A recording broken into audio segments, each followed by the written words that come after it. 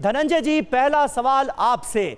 सबसे बड़ा जो मकसद नजर आ रहा है वो तो अभी यही दिखता है फौरी तौर पर कि बिहार में इलेक्शंस हैं, 17% वोट बैंक है मुसलमानों का, इसलिए आप लोगों ने इस योजना की शुरुआत कर दी। क्योंकि बीजेपी तो खुद ये मानती है कि मुसलमान जो हैं वो उसका वोट बैंक नहीं है। आपके कई नेता तो कह देते हैं हमें जरूरत भी नहीं है मुसलमानों के वोट की। ऐसे में ये योजना सौगाते मोदी कैसे देखेंगे, कैसे बताएंगे? देखिए समीर जी, सबसे पहले कि हम वोट बैंक पॉलिटिक्स के सख्त खिलाफ हैं। इस मुल्क का मुसलमान इस मुल्क की माटी से जुड़े, उस मुख्य धारा से जुड़े, उसको कोई वोट बैंक ना बनाए, वो किसी की पालकी ना ढोए, उसको किसी का डर नहीं दिखाए, उसको ये नहीं बताए कि ये आ जाएगा तो तुम्हारे साथ वो कर देगा। अरे इस देश प्रदेश के मुसलमानों के कंधे छिल गए लालू परिवार की पालकी ढोते ढोते, और लालू के बच्चे रहे महलों में सोते।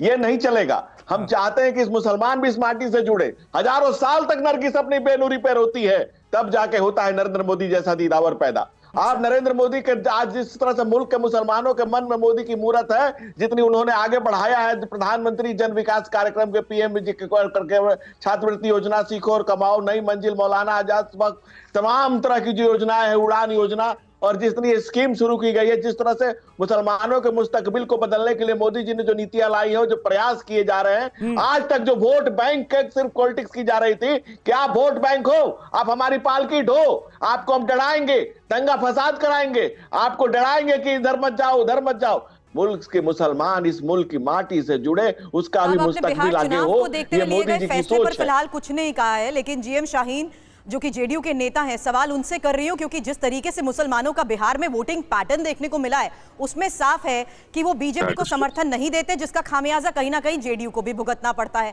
ऐसे में ये महत्वपूर्ण फैसला इस वक्त लिया जा रहा है चुनाव से पहले। देखिए, ये कहने वाली बातें हैं। सबसे ज्यादा हज की सीटें जो है वो बिहार में दी गई पूरे देश के अंदर, अगर आप देखें, और मुसलमानों के लिए क्या नहीं किया। अभी ऑनलाइन आपके प्रोग्राम में बता रहे थे कि आपके जो कब्रिस्तान है उनको मेंटेन करना, बाकी सब चीजें करना। एक और देश, जहां तक देश का सवाल है, अभी मैं अपने साथी से बिल्कुल सहमत हूँ। इसके ऊपर पॉलिटिक्स करना गलत बात है।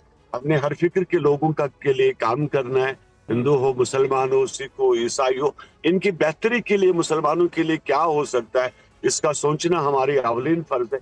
हमें देखना पड़ेगा। ठीक है शाहीन साहब, आप ये कह रहे हैं कि पॉलिटिक्स तो नहीं होनी चाहिए, लेकिन बिहार में चुनाव है, इतना बड़ा फैसला अगर होता है तो जाहिर है इसके पॉलिटिकल मायने भी निकाले जाएंगे।